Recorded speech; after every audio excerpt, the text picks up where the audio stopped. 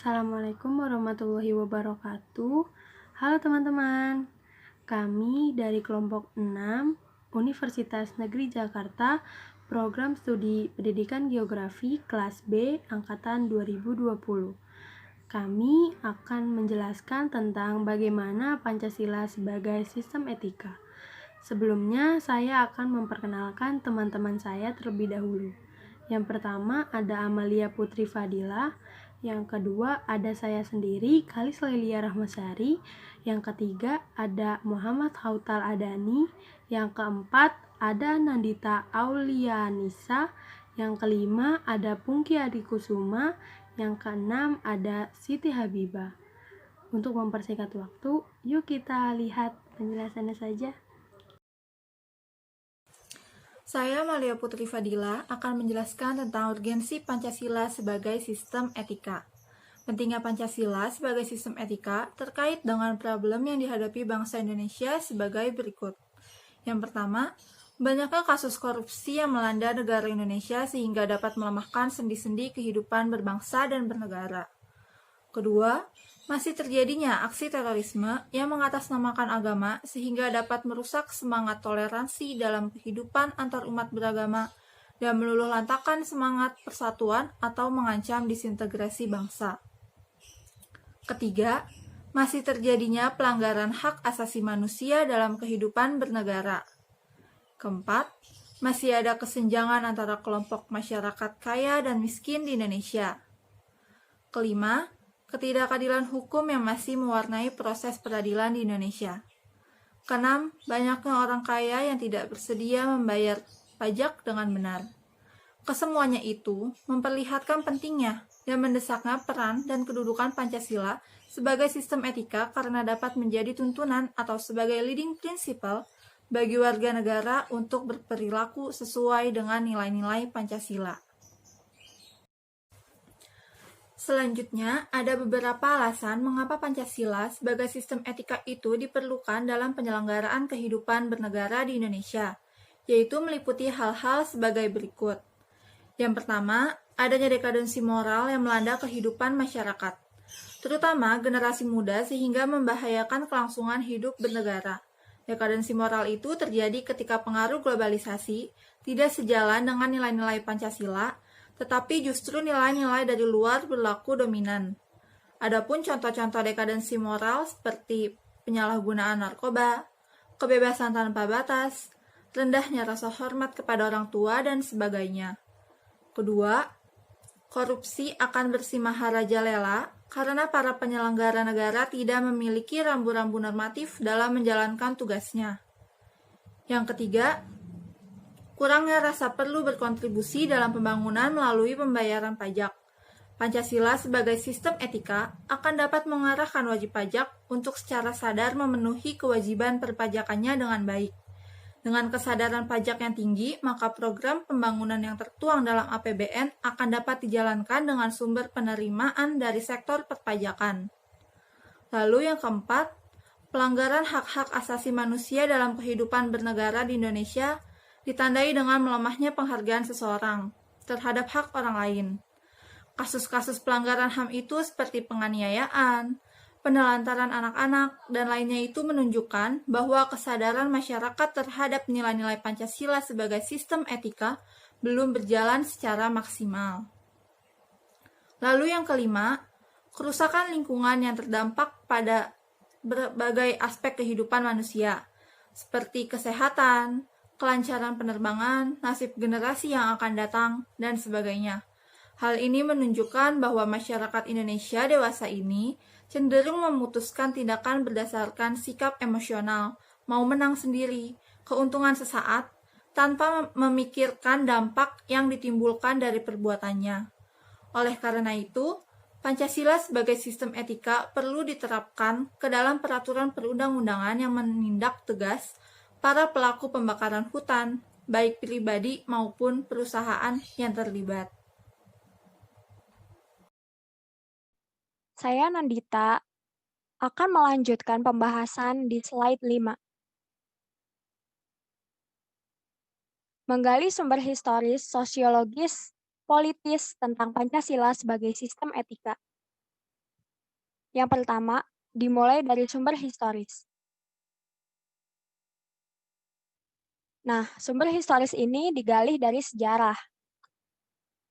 Ketika zaman Orde Lama, Pancasila sebagai sistem etika belum ditegaskan, tetapi masih nilai-nilai moral yang terdapat di dalam masyarakat. Nah, di zaman Presiden Soekarno ini, kita mengenal nilai-nilai kemandirian bangsa dengan sebutan berdikari, berdiri di atas kaki sendiri. Sedangkan di zaman Orde Baru, Pancasila ini mulai disosialisasikan melalui penataran P4 dalam wadah BP7. Dan di era sekarang, reformasi, Pancasila sebagai sistem etika tenggelam dalam perebutan kekuasaan yang menjurus kepada pelanggaran etika politik. Nah, salah satu bentuk pelanggaran etika politik ini adalah abuse of power, baik dari penyelenggara negara di tingkat legislatif, eksekutif, maupun yudikatif. Nah, penyalahgunaan kekuasaan atau wewenang ini, itu sering banget ya kita lihat contohnya, kayak korupsi sama pejabat-pejabat negara. Yang kedua, ada sumber sosiologis ditinjau dari manusianya. Di sini etika itu dapat kita temukan dalam kehidupan berbagai etnis di masyarakat yang bisa kita lihat dari nilai-nilai kearifan lokal yang ada di masyarakat. Ketiga, ada sumber politis. Seperti yang kita tahu, Pancasila sebagai sumber etika, di sini tugasnya adalah sebagai sumber penyusunan dan peraturan perundang-undangan di Indonesia. Jadi, Pancasila di sini sebagai sumber hukum yang tertinggi. Nah, dari Pancasila, sila-silanya itu bakalan dijabarkan melalui peraturan perundang-undangan.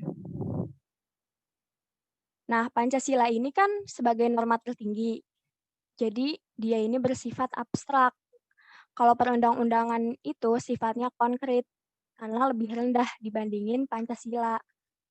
Nah, kemudian Pancasila sebagai sistem etika politik mengatur masalah-masalah politikus dan mempunyai 3 dimensi, yaitu tujuan, sarana, dan aksi politik. Dimensi tujuan itu terumuskan untuk upaya mencapai kesejahteraan masyarakat dan hidup damai berdasarkan kebebasan dan keadilan.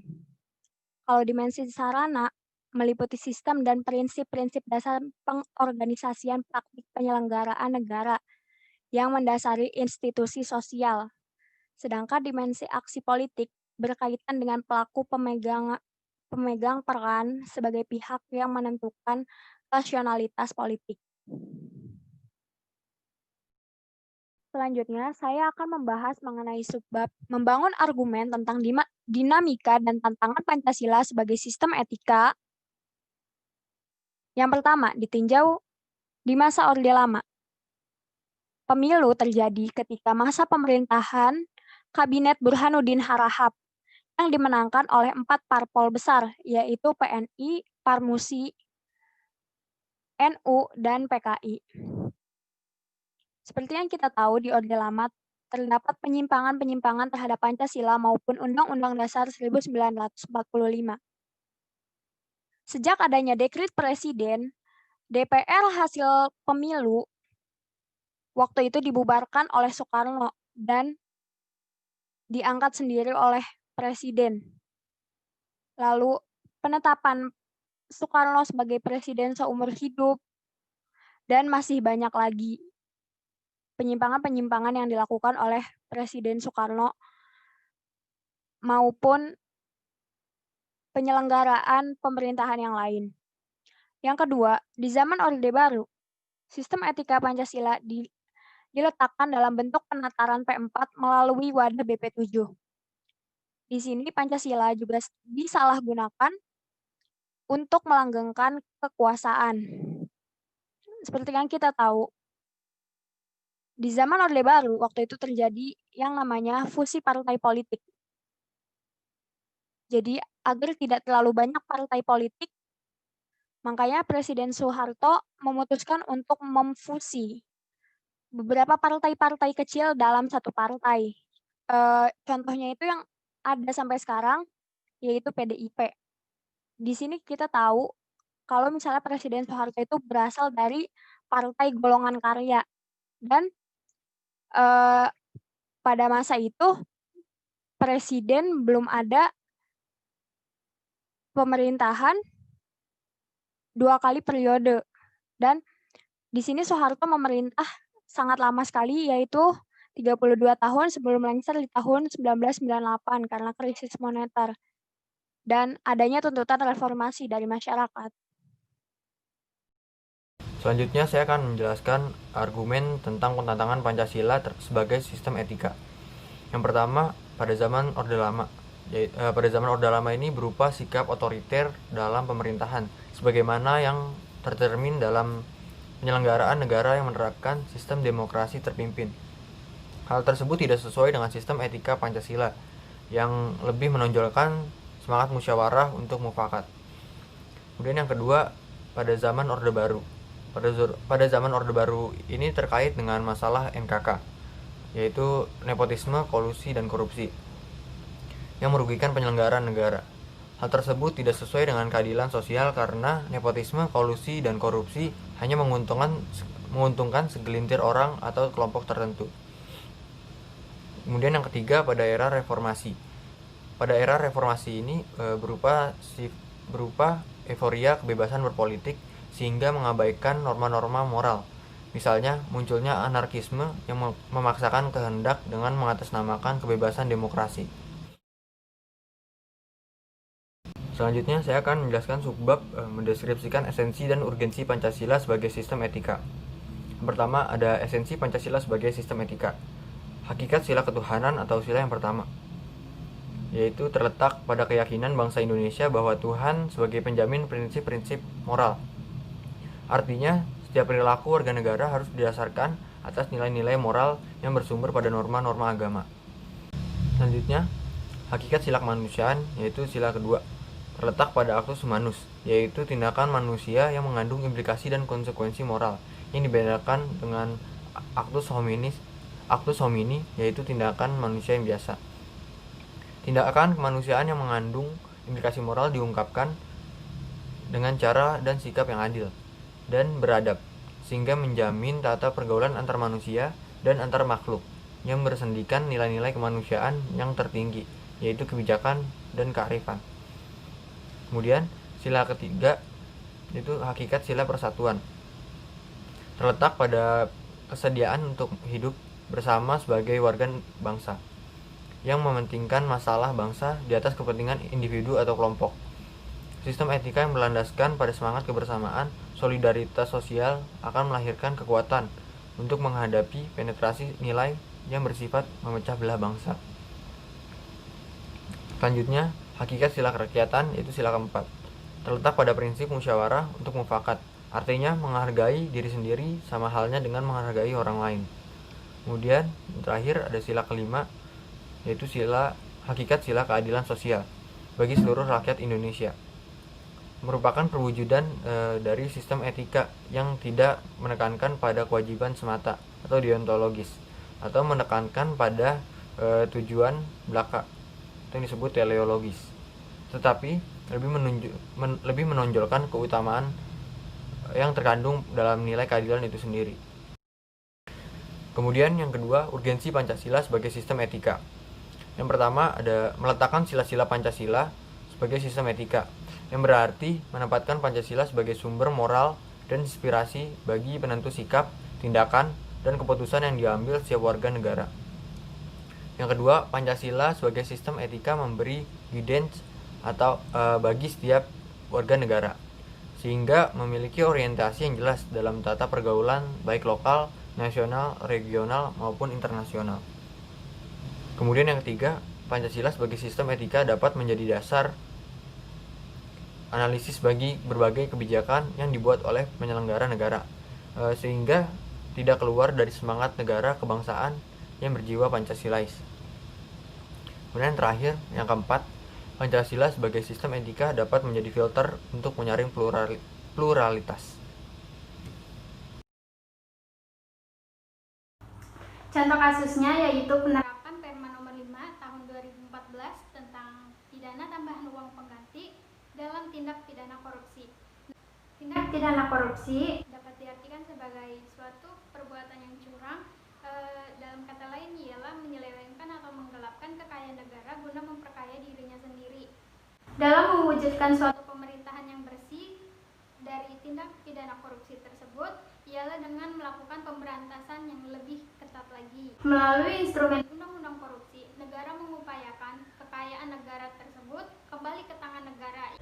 Dan salah satu caranya ialah pembayaran pidana uang pengganti yang diatur dalam pasal 18 ayat 1 huruf B Undang-Undang Nomor 20 Tahun 2001. Ketentuan pidana pembayaran uang pengganti ini kemudian dipertegas lagi dengan diterbitkannya Peraturan Mahkamah Agung Nomor 5 Tahun 2014. Adapun kaitan kasus dengan konsep dan urgensi Pancasila sebagai sistem etika, yaitu diantaranya pertama, korupsi melanggar nilai ketuhanan, di mana para koruptor tersebut mengambil hak milik orang lain dan itu merupakan suatu perbuatan yang tercela dan berdosa.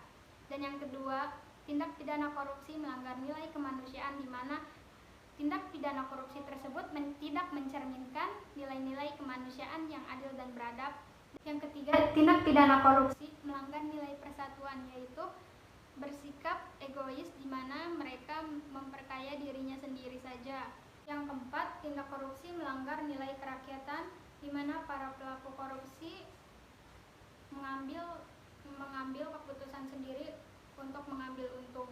Dan yang kelima, tindak korupsi tersebut melanggar nilai keadilan, di mana dengan dilakukannya tindak korupsi tersebut, maka keadilan sosial bagi seluruh rakyat Indonesia tidak akan pernah tercipta.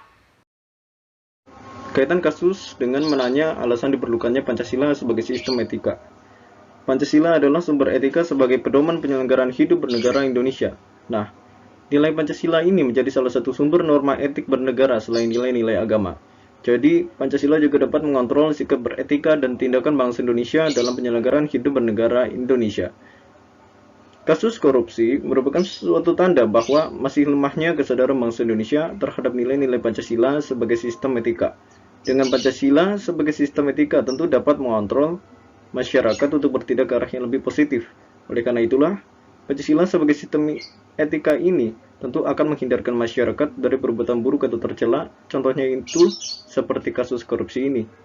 Mereka akan menganggap kasus korupsi ini adalah perbuatan yang buruk, sehingga mereka akan cenderung untuk menghindarinya. Kaitan kasus dengan menggali sumber historis, sosiologis, dan politis tentang Pancasila sebagai sistem etika. Pancasila sebagai sistem etika ini merupakan sumber politis untuk mencapai tujuan keadilan sosial bagi seluruh rakyat Indonesia. Dengan sejarah yang sudah terjadi, maka seharusnya masyarakat dapat berpikir secara rasional. Dalam perspektif kriminologi, korupsi politik berkaitan dengan teori pertukaran sosial. Nah, di era reformasi sampai sekarang ini, Pancasila sebagai sistem etika cenderung tenggelam dalam hiruk-pikuk perebutan kekuasaan yang menjurus kepada pelanggaran etika politik yang berujung pada tindakan korupsi sebagai alat untuk melanggengkan kekuasaan. Oke, selanjutnya saya akan membahas tentang kaitan kasus dengan membangun argumen tentang dinamika dan tantangan Pancasila sebagai sistem etika. Sistem etika pada Pancasila pada era reformasi tenggelam pada euforia demokrasi. Namun sering berjalannya waktu, kita sadari bahwa demokrasi tanpa dilandasi sistem etika politik akan menjerumuskan pada penyalahgunaan kekuasaan serta machiavellisme. Yang sebagai contohnya adalah pada penerapan Perma nomor 5 tahun 2014 tentang pidana tambahan uang pengganti dalam tindak pidana korupsi. Nah, boleh diketahui tantangan terhadap etika Pancasila pada era reformasi merupakan euforia kebebasan berpolitik sehingga mengabaikan norma-norma moral. Banyaknya pejabat negara, pejabat dan tokoh-tokoh besar pada negara terjerat kasus korupsi. Boleh kita ambil contoh sebagai waktu itu yang korupsi yang besar adalah kasus pada Setia Novanto, tindak pidana korupsi EKTP. Lalu yang terbaru adalah Menteri Sosial kita yang terjerat kasus korupsi bantuan dana sosial oleh Menteri Sosial kita. Nah, oleh karena itu, hal tersebut menjadi tantangan besar pada negara saat ini dalam mewujudkan pemerintahan yang bersih. Pemberantasan korupsi juga merupakan salah satu prioritas demi mewujudkan masyarakat adil, makmur, dan sejahtera. Lalu dengan UU ini akan diupayakan negara akan menjadi lebih baik. Lalu kaitan kasus dengan mendeskripsikan esensi dan urgensi Pancasila sebagai sistem etika.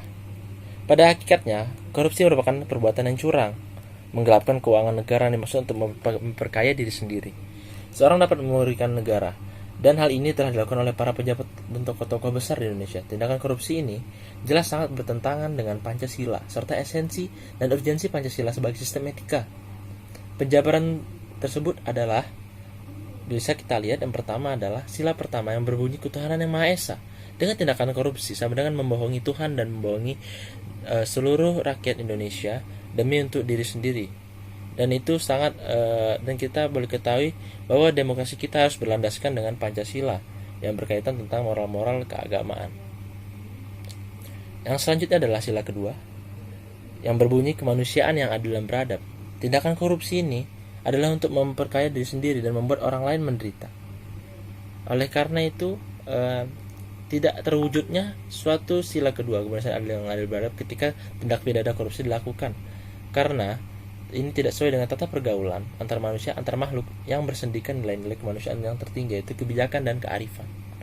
Lanjut pada sila ketiga yang berbunyi persatuan Indonesia. Dengan melakukan korupsi berarti sama saja melanggar sila kedua karena memperlakukan kekuasaan kedudukan sebagai tempat untuk mendapatkan hal diinginkan pribadi. Selanjutnya sila ketiga yang berbunyi persatuan Indonesia. Dengan dilakukan tindak pidana korupsi akan memecah kepercayaan dari masyarakat kepada pemerintah. Karena dengan adanya korupsi yang berarti hanya mementingkan kepentingan pribadi. Selanjutnya sila keempat yang berbunyi kerakyatan dipimpin oleh hikmah kebijaksanaan dalam permusyawaratan perwakilan. Dengan dilakukan korupsi berarti yang bernama korupsi merupakan keputusan secara sepihak yang dimana ini hanya untuk merugikan diri sendiri, tapi dengan musyawarah dapat menguntungkan semuanya. Oleh karena itu tindak pidana korupsi sangat tidak dibenarkan. Selanjutnya sila kelima bunyi keadilan sosial bagi seluruh rakyat Indonesia, yang berarti tindakan korupsi menunjukkan ketidakadilan pemerintah serta tidak menunjukkan keutamaan virtue ethics yang terkandung pada nilai keadilan tersendiri. Kesimpulannya yaitu Pancasila sebagai sistem etika dimaksudkan untuk mengembangkan dimensi moralitas dalam diri setiap individu sehingga memiliki kemampuan menampilkan sikap spiritualitas dalam kehidupan bermasyarakat, berbangsa, dan bernegara. Mahasiswa sebagai peserta didik termasuk anggota masyarakat ilmiah akademik yang memerlukan sistem etika yang orisinil dan komprehensif agar dapat mewarnai setiap keputusan yang diambilnya dalam profesi ilmiah. Sebab keputusan ilmiah yang diambil tanpa pertimbangan moralitas dapat menjadi bumerang bagi dunia ilmiah itu sendiri, sehingga menjadikan dunia ilmiah itu hampa nilai atau value fill. Adapun sarannya yaitu Pancasila yang teraktualisasi dalam sikap jujur, disiplin, tanggung jawab, peduli, santun, ramah lingkungan, gotong royong, cinta damai, responsif, dan proaktif, berkontribusi aktif dalam kehidupan berbangsa dan bernegara, berperan dalam pergaulan dunia dengan menjunjung tinggi penegakan moral dan hukum, menguasai pengetahuan tentang pengertian etika, aliran-aliran etika, etika Pancasila, dan Pancasila sebagai solusi problem moralitas bangsa, terampil merumuskan solusi atas problem moralitas bangsa dengan pendekatan Pancasila, melaksanakan proyek belajar implementasi Pancasila dalam kehidupan nyata. Sekian dari kelompok kami, kurang lebihnya mohon maaf. Wabillahi taufiq wal hidayah. Wassalamualaikum warahmatullahi wabarakatuh.